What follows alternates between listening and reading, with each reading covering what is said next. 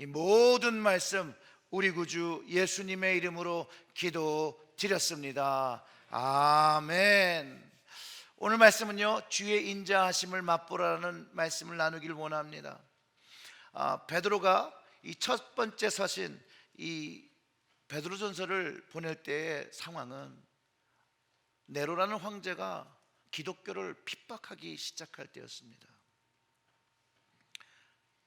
소아시 지역의 본도와 갑바도키아와 아시아 비두니아, 지금은 터키의 지역이죠. 그 흩어져 있는 교회들과 그 그리스도인들이 고난받고 핍박받고 있을 때 하나님의 인자하심을 맛보며 인내함으로 승리하라는 메시지를 담고 있습니다. 그래서 이 베드로 서신이 소망의 서신, 또 위로의 서신으로 불리기도 합니다. 이처럼 주님을 믿는 성도는 고난 속에도, 시련 속에도 희망과 기쁨과 은혜와 능력을 경험한다는 것을 가르쳐주는 영적 진리가 담겨있는 그런 하나님의 말씀입니다. 오늘 저도 이 말씀을 준비하면서 십자가로 저를 만나주신 그 주님을 다시 기억하고 다시 그 사랑을 마음에 새겼습니다. 주님을 알지 못할 때, 하나님을 알지 못할 때, 또는 내가 생각하기에도 내가 주님의 사랑을 받기에 너무나도 부족하다라고 생각할 때에도 주님은 이미 나를 위해서 십자가를 감당하신 것을 마음에 깨닫기 시작했던 때가 있었습니다. 그때 바울이 말한 로마서 5장 8절의 말씀이 가슴에 들어오기 시작했습니다. 제 심령을 두드리기 시작했습니다. 우리가 아직 죄인 되었을 때 그리스도께서 우리를 죽으심으로 말미암아 하나님께서 우리에 대한 자기의 사랑을 확증하셨다는 그 말씀이 그냥 이해되는 것이 아니라 제 마음을 사로잡았습니다. 제 심장에 각인되었습니다. 그리고 주님이 나의 사랑이 되셨습니다. 주님의 사랑은 저의 심령을 뜨겁게 하게 more than enough. 근데 참 이상하죠. 그렇게 주님의 사랑을 경험하는데도 불구하고 어떤 순간이 되면 제 스스로에게도 너무나도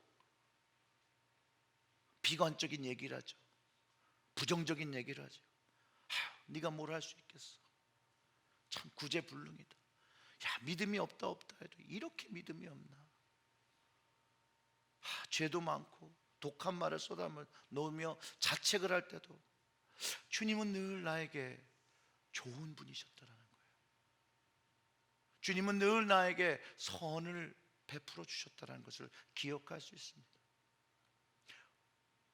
그런 모습에 책망하지 아니하시고 위로하시고 용기 주시고, 또 삶을 살아오면서 불평불만 토해낼 때도 그냥 묵묵히 들어주시고, 또 인생에 어려운 힘이 찾아와서 가슴 아파올 때 주님 함께 울어주시고 등 들여 주시고 용기 주시고 끊임없이 사랑해 주신 그 사랑의 주님이 나와 함께 있었다라는 것이죠.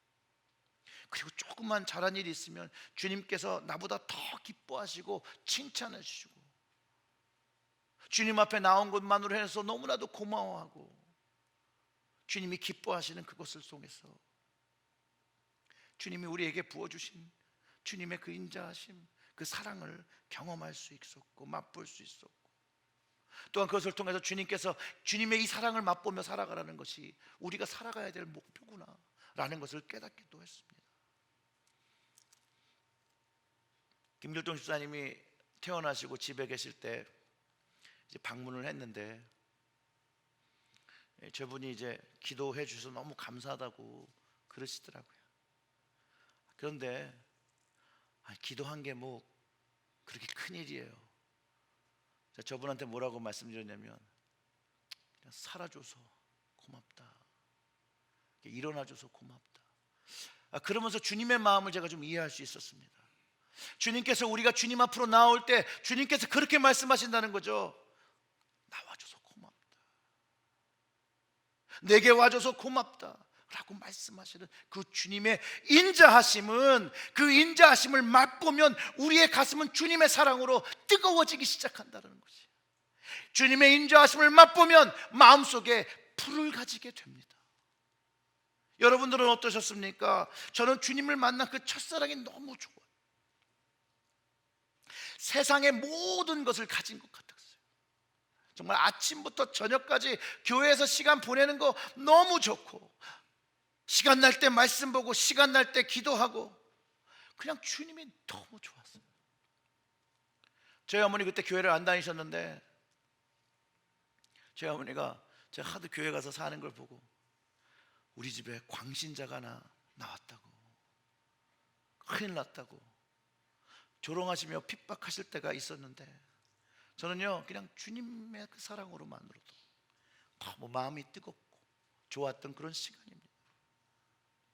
근데 그 뜨거움이요 오락가락해요. 그래서 제 마음에 그 주님을 사랑하는 그 뜨거운 불이 계속 있기를 기도합니다. 여러분들도 그 마음을 위해서 기도하시기를 주님의 이름으로 축원합니다. 그러니까 저만 그런 걸 했다고 생각을 했는데, 영국의 유명한 그 부흥가 조지 위필드가 그 평소의 기도가 제 마음속에 주님을 사랑하는 그 불을 타오르게 기도했던 것처럼 이분도 그런 기도를 했는데, 이분의 기도는 더 세더라고요. 그가 이렇게 기도했다고 합니다. 오 주여, 나로 하여금 하나님의 불길이 되어 이 불을 전하게 하여 주시옵소서. 하나님의 불길, 하나님의 화염이 되게 하여 주시옵소서 라고 기도했대요.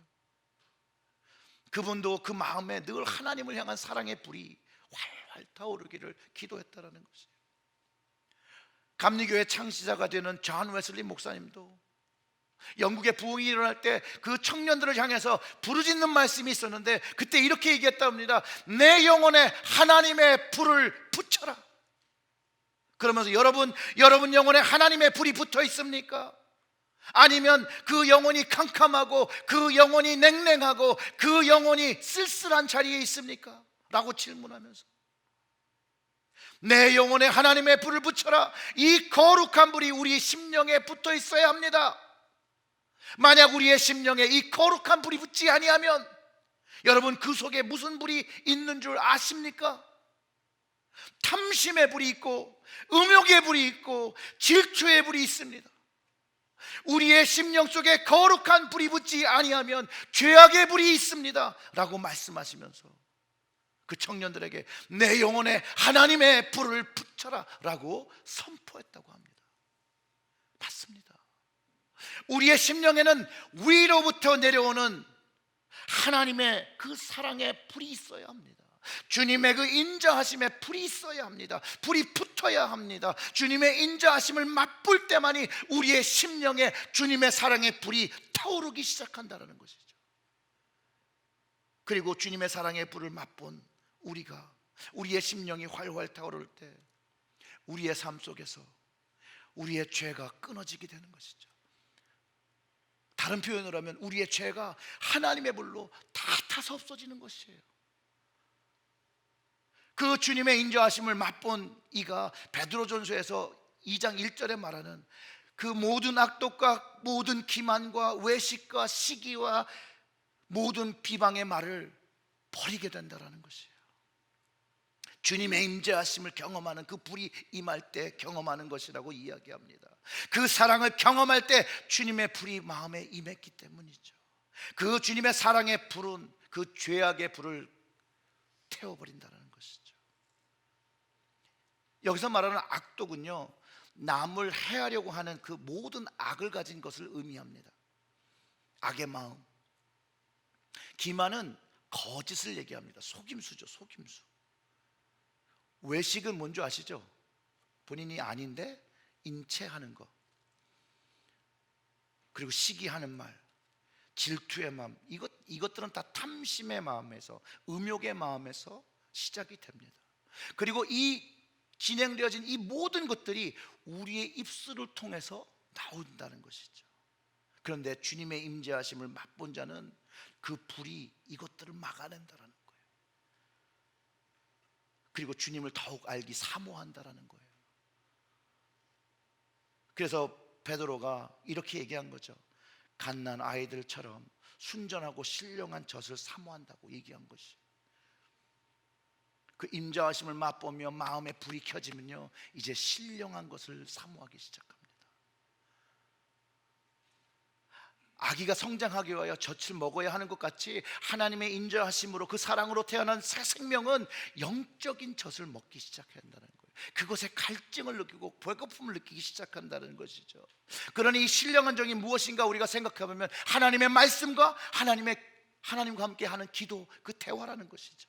그것을 통해 하나님의 사랑을 경험하는 것이에요. 그 사랑으로 구원으로 성장해 가는 것이에요. 말씀 안에 거하고 기도 안에 거하고 주님의 사랑을 맛보면 맛볼수록 우리의 가슴은 더 뜨거워지고 우리의 삶은 정적, 영적인 사람으로 성장해 가는 것이라는 거예요.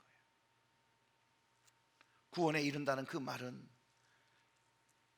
그 주님의 인자하심을 맛보며 주님이 주신 그 사랑의 뜨거움을 가지며 고난과 핍박이 있을지라도 그 고난과 핍박을 선택해서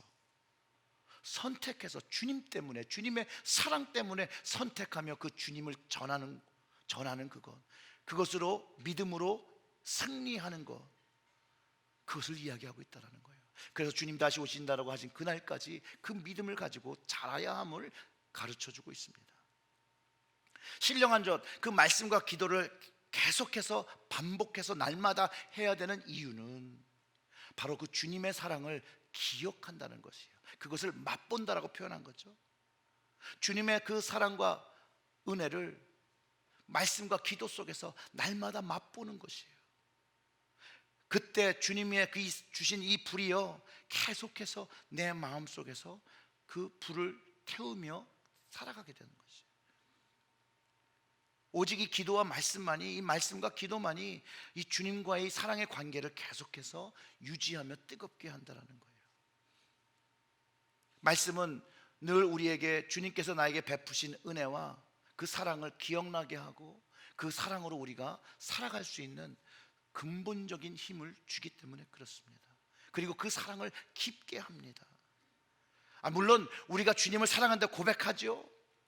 주님을 위해서 살아야 한다고 알죠. 주님의 뜻에 순종해서 자기를 부인하고 십자가를 져야 된다는 걸 알면서도 우리의 삶의 한 부분은 여전히 불순종하고 불평하고 불만을 토로하고 하나님이 원하시는 삶과 주님이 원하시는 삶과 반대의 삶을 선택하며 살아간다는 거죠. 이때는 우리의 마음이 신령한 젖질을 먹지 못해서 그 불이 식어버린 그런 상태라고 저는 생각합니다. 그럴 때 그 마음의 불이 차가워졌을 때, 냉랭해졌을 때 다시 신령한 젖을 먹어야 합니다. 하나님의 말씀을 묵상해야 합니다. 기도의 자리로 나아가야 합니다. 그때 다시 내 마음속에 주셨던 그 주님의 인자하심으로 인한 가진 그 불이, 그 뜨거움이, 그 사랑이 다시 살아나기 시작합니다. 한 예화를 나누고 싶은데요, 이 예화는 우리의 이렇게 연약한 모습을 잘 묘사하고요, 또 이런 시기를 어떻게 잘 극복할 수 있는지를 가르쳐주는 예화예요. 저자는 누군지는 잘 모릅니다. 이게 실화인지도 잘 모르겠습니다. 하지만 이것이 우리에게 가르쳐주는 레슨이 있습니다. 미국에 흑인과 백인의 갈등이 깊었을 때가 있었습니다. 어떤 기차 안에서 백인과 흑인이 싸움이 벌어졌습니다. 자, 생각해 보세요. 백인과 흑인이 싸움이 붙었으면 기차에 탔던 머저리티는 누구였을까요? 백인이었겠죠? 그러면 누구 편을 들었을까요? 백인 편을 들었겠죠. 싸움이 점점 깊어지고 이 백인이 칼을 뽑아서 이 흑인을 죽이려고 합니다. 근데 거기에 한 백인 목사님이 자기의 손을 들어서 그 칼을 막습니다. 그 칼이 손을 찌르고 유혈이 낭자하며 결국 싸움이 멈춥니다. 정말로 그 흑인 형제는 그 당시에 그 목사님의 희생이 아니었으면 생명을 보존할 수 없었을 것입니다. 시대가 그랬습니다. 그 고마움과 감사함을 가진 이분이 이 목사님의 옆을 지키기 시작합니다. 돕기 시작합니다. 또 자질구레한 일을 하게 됩니다. 그런데 일을 하다 보면 짜증도 나고 힘들어질 때 불평과 원망을 했다고 합니다. 목사님을 찾아가서. 그럴 때 목사님이 뭐라고 말씀을 하신 게 아니라 그 칼 맞은 손을 이렇게 보여주셨다고 합니다. 그러면 다시 그 이전 일을 기억하고 다시 한번 감사함을 회복했다라고 합니다. 사랑하는 성도 여러분, 이 이야기는 우리가 어려울 때, 우리가 힘들 때 우리가 무엇을 해야 되는지 가르쳐 주는데, 바로 나를 위하여 십자가를 진 주님의 그 못자국을 바라봐야 한다는 거지. 주님의 못자국을 바라볼 때 우리가 가진 힘듦과 불평과 원망이 그치고 나에게 생명을 주신 그 주님의 희생에 따라 감사함을 가지게 된다는 거예요. 그 주님의 인자하신 그 사랑을 다시 한번 경험하고 그것을 알기 때문에 우리가 주님을 따라 살겠다고 고백한 그 시간을 기억하기 시작합니다. 우리 주님의 십자가, 나의 죄를 대속하기 위한 예수님의 큰 희생이었다는 것을 알았기 때문에 우리가 주님만이 나의 왕이라고 고백하였고 구속해 주라고 고백한 건 아닙니까, 여러분? 여러분들은 이것을 진실로 믿으십니까? 예수님의 십자가의 희생이 나를 위한 것이라고 여러분 정말 고백하십니까? 그러면 날마다 주님의 못자국을 바라볼 수 있는 말씀을 보아야 합니다. 주님의 그 못자국을 만질 수 있는 기도의 자리에 있어야 합니다. 그때 우리의 심령이 주님의 인자하심을 다시 기억하며 우리의 마음이 주님의 사랑에 불타기 시작한다는 것이에요. 그 주님께서 주신 그 사랑에 보답하는 뜨거운 사랑을 여러분의 마음으로 주님께 드리시기를 주님의 이름으로 축원합니다. 이 정도의 주님의 사랑을 경험하고 나면요, 이거를 말하고 싶어서 참을 수가 없습니다. 즉 인자하심을 맛본 자는요, 주님의 사랑을 알려야 합니다. 즉 주님의 사랑은 표현되어야 되는 것이에요. 바울은요, 이 주님의 사랑을 전하는 것에 대해서 이것을 그리스도의 향기라고 표현했습니다. 여기에는 아주 중요한 포인트가 하나 있습니다. 주님의 사랑을 나타내고 주님의 사랑을 드러나기 위해서는 주님이 하신 일을 이야기해야 되고 주님의 방법을 이야기하고 주님의 것을 말해야 한다는 것이에요. 내가 생각한 방식과 그런 것이 아니라 주님의 것, 그것을 말씀을 통해서 배운 그것을 전하는 것에 있다는 거예요. 그럴 때 주님 가신 그 길을 우리도 걸어가는 것이죠. 주님 걸어가신 그 길이 십자가의 길이잖아요. 그래서 주님께서 우리의 자신을 부인하고 자기의 십자가를 지고 쫓아오라고 하신 거 아니에요. 그러니 주님을 믿고 살아가는 그 길은, 그리스도인으로 살아가는 길은요, 결국은 선택된 고난과 힘듦이 있다라는 것이에요. 그리고 그 주님의 사랑을 알리기 위해서 선행으로 어리석은 자들의 그 무식한 말을 막으라고 베드로가 권면했다라는 것이에요. 그래서 베드로는 주님의 인자하심을 맛본 사람, 그 베드로전서 2장 12절에서 너희가 이방인 중에 행실을 선하게 가져 너희를 악행한다고 비방하는 자들로 하여금 너희의 선한 일을 보고 오시는 날에 하나님께 영광을 돌리게 하려 함이라. 사실 주님께서 말씀하신 것 중에는요, 주님을 전하고 선행을 하며 살아갈지라도 주님의 이름을 전하는 것만으로도 핍박을 받을 것이라고 주님께서 말씀해 주셨습니다. 주님과 함께 시간을 보냈던 베드로는요, 이제 주 안에서 만난 형제와 자매들에게 그런 고난이 올 때, 그런 어려움이 올 때, 그런 고통이 올 때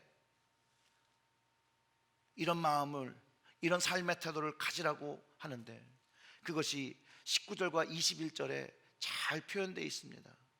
이 말씀은요, 예수님이 베드로에게 자기를 부인하고 십자가를 지고 쫓으라고 하신 말씀을 베드로의 톤으로 바꿔서 이야기한 거예요. 한번 들어보세요. 부당하게 고난을 받아도 하나님을 생각함으로 그 슬픔을 참으면 이는 아름다우나 죄가 있어 매를 맞고 참으면 무슨 칭찬이 있으리요.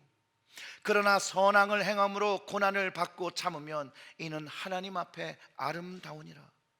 이를 위하여 너희가 부르심을 받았으니 그리스도도 너희를 위하여 고난을 받으사 너희에게 본을 끼쳐 그 자취를 따라오게 하려 하셨느니라. 베드로가 예수님께서 하신 그 말씀을 그대로 전해주고 있는 거예요. 뉴저지에는요,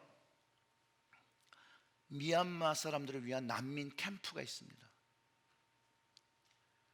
그곳에서 사역하시는 목사님을 한번 만난 적이 있어요. 근데 그 목사님의 사역은 그 난민 캠프에 있는 아이들을 데려다가 공부를 시켜주고 미국에서 잘 적응할 수 있도록 해주는 사역을 하고 계십니다. 이제 그분한테 들은 이야기인데, 그 가르치는 그 아이들이 공부도 가르쳐 주지만 말씀도 가르치고 예수님에 대해서 가르쳐 줄 때 이들이 정말 예수님을 만났습니다. 사실 미국의 땅에 와서 난민으로 살아갈 때 그들의 꿈이 뭐겠어요? 사실은 세상적으로 생각해 볼 때 미국에서 열심히 공부해서 좋은 대학 가고 자기의 인생을 개혁하는 것이 더 현명한 판단이고 현명한 선택일 거잖아요. 어떻게 하면 리그 스테러스를 받아서 여기에 있을 수 있을까라고 하는 거잖아요. 근데 그 중에 그 난민 청소년 중에 예수를 영접하고 나니 두 제마가 하나님의 사랑을 알고 이제 더 이상 미국에 있는 것이 아니라 자기 조국 미얀마로 돌아가서 선교사 일을 감당하려고 기도로 준비하고 있다는 이야기를 제가 들었을 때, 야, 하나님께서 얼마나 기뻐하실까? 야, 주님께서 얼마나 기뻐하실까? 내 마음도 이렇게 기쁘고 대견스러운데, 아이고, 주님의 마음은 도대체 어떠실까? 그곳으로 돌아간다는 것은 어려움이고 고난인데, 그것이 어려워서 난민으로 이 땅에 왔는데 이제 다시 주님 때문에 돌아간다는 것이, 불구의 국가에서 주님을 정하는 것이 어렵고 힘든 고난의 길이 될지라도 이 어린 두 자매가 자기의 삶을 부인하고 십자가를 지고 주님의 사랑을 전하는 그 마음에 왜 감동받지 않으시겠어요? 저도 감동이 됩니다. 저는 확신하는 게 하나 있습니다. 이 두 젊은 자매들이 복음을 가지고 자기의 나라 돌아가 복음을 전할 때 하나님의 복음이 곳곳에 뿌려질 거예요. 그분들의 사랑으로 곳곳에 주님의 사랑의 불이 붙을 것이에요. 그리고 하나님과 주님이 기뻐하신다는 거죠. 주님의 인자하심에 그 맛을 보게 하는 통로가 될 거예요. 근데 여러분, 한 사람의 헌신과 사랑이요, 자기가 생각하는 것보다 더 많은 하나님의 일을 감당한다는 것을 우리가 알아야 해요. 그게 어떨 때는 역사를 바꾸기도 합니다. 나중에 한번 구글로 한번 찾아보세요. 스탠버그의 명화 십자가란 이 예화는요, 굉장히 유명한 예화예요. 그런데 이 그림이 완성되는 그 과정, 그리고 또 그 후에 이 한 장의 그림이 기독교 역사에 아주 놀라운 영향력을 줍니다. 그리고 그 영향이 감리교까지 형성되는데 아주 중요한 힘을 주었어요. 이야기는 이래요. 스탠버그라는 화가가요, 그 성 제롬 대성전 주임 신부의 요청으로 십자가에 달린 예수님의 그림을 이제 주문을 받습니다. 근데 스케치를 그리다가 곰곰이 생각해 보니까 가격이 안 맞았던 거예요. 그래서 가격을 더 잘 받으려고 그림을 중단하고 밀어놓습니다. 시간을 끈 거죠. 근데 시간을 끄는 동안 자기도 뭔가를 해야 돼서 이제 집시 소녀를 모델로 한 다른 그림을 그렸는데, 이 모델인 소녀가 집으로 화실에 찾아와서 이제 그림을 그리기 시작하는데 구석편에 한 그림이 있고 그 기초가 있는 그 예수님의 상을 보고 이게 뭐냐라고 물어보니 얘기를 해 주었어야 된다는 거예요. 이 소녀의 간청으로 예수님의 이야기를 뭐 잘 들려줬을까요? 정성으로 들려줬을까요? 대충 들려줬겠죠. 그런데 그 소녀는 그 예수님의 이야기에 집중합니다. 그 예수님의 이야기에 감동받습니다. 그가 예수님이 수많은 병자를 고치고 선한 일을 하신 것을 듣습니다. 그가 그것에 그 마음이 열립니다. 그런데 나중에 그분이 십자가에서 죽으신 일을 듣고 그가 눈물을 흘리며 안타까워합니다. 그럴 때 이 화가가 아니야 십자가를 지고 그냥 죽으신 게 아니라 그 주님은 다시 살아나셨다, 부활하셨다라고 가르칠 때 이 소녀가 아주 기뻐했다라는 거예요. 그러면서 이 소녀가 그렇게 얘기했다는 것이에요. 우리를 사랑하기 때문에 죽으셨다는 이 훌륭하신 이분이 선생님을 위해서 죽으셨다니, 선생님도 많이 사랑하시겠죠? 그 말을 들은 후 스텐버그는 괴로워합니다. 양심이 찔리죠. 자신이 한 것에 대한 것을 뉘우치고 기도하고 다시 감사함으로 전심을 다하여 십자가의 예수 그림을 다시 그리기 시작합니다. 그림값 받았을까요? 안 받았죠. 그렇게 그려진 명화 십자가는 많은 사람들에게 감동을 주기 시작했고 새로운 일을 창조하기 시작합니다. 그 중에 한 예가 뭐냐면 진젠도르프라는 공작이 있었습니다. 그분이 이 그림을 봐요. 그리고 감동을 받습니다. 그런데 이 진젠도르프라는 공작의 그 눈을 또 사로잡는 게 하나 있었던 게 뭐냐면 그림 틀 위에 이 적힌 글이 하나 있었는데 그것이 그분의 마음을 치기 시작한 거예요. 이 모든 것을 나는 너를 위하여 하였도다. 너는 나를 위하여 무엇을 하였느냐. 그 후에 그가 결정을 합니다. 자기의 전 재산을 바칩니다. 그리고 선교회를 하나 창립합니다. 그 선교회가 훗날 어떻게 불렸냐면 모라비안 공동체라고 불립니다.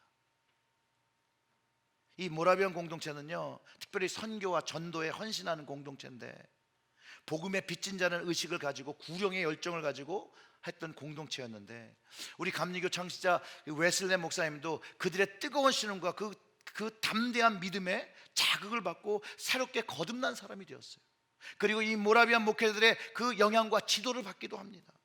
사랑하는 성도 여러분, 주님의 인자하심을 맛본 한 사람의 변화와 헌신이 어쩔 때는 기독교 역사의 그 흐름을 바꿉니다. 부흥을 일으킵니다. 주님의 임재하심 맛본 사람이요, 주님의 사랑을 전하기 위해 자기의 십자가를 지고 고난을 받을 때 역사는 바뀐다라는 것이죠. 부흥이 일어난다는 거예요. 소생된다라는 것이에요. 주님의 인자하심을 경험한 사람들이 있기 때문에 하나님의 영원한 사랑이 전파되었었고 지금도 전파되고 있고 앞으로 주님 오시는 그날까지 전파될 것입니다. 사랑하는 성도 여러분, 여러분들은 주님의 그 사랑을 맛보신 분입니까? 그래서 이 예배 자리에 주님의 십자가의 사랑을 의지하며 나오셨습니까?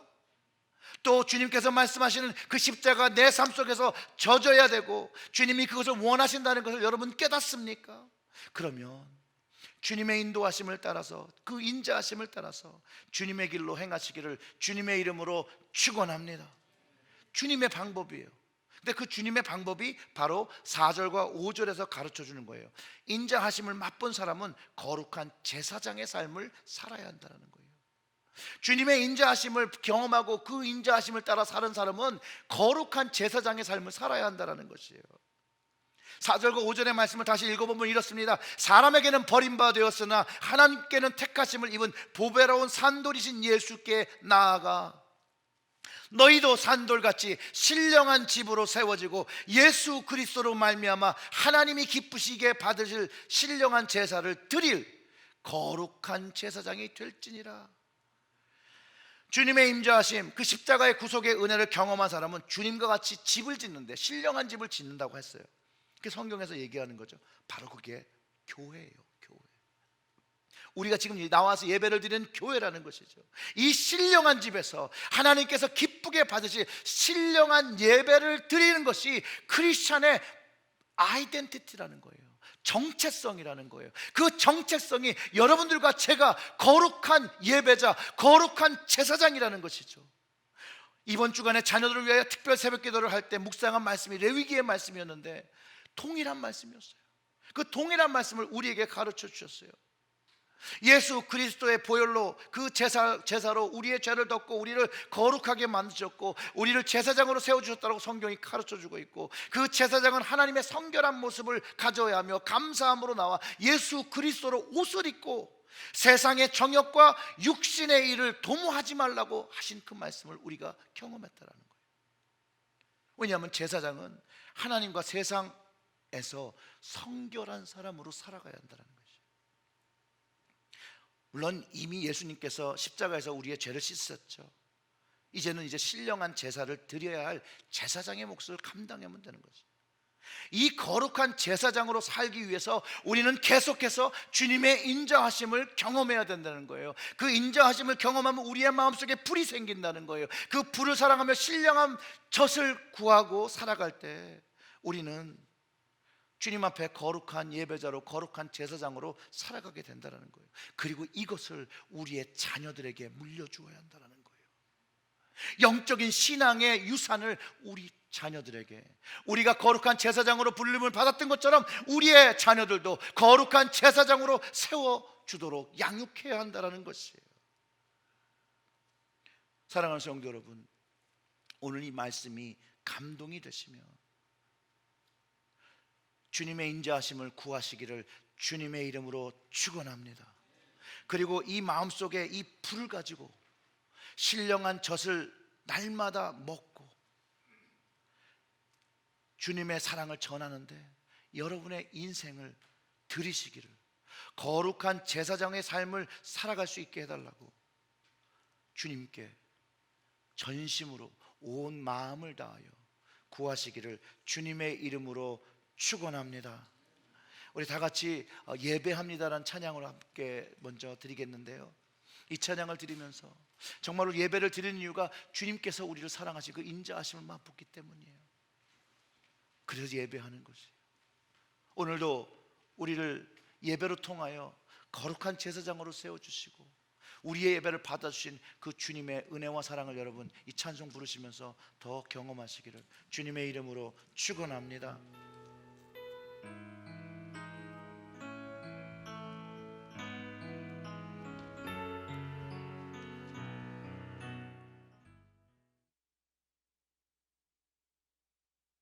완전하신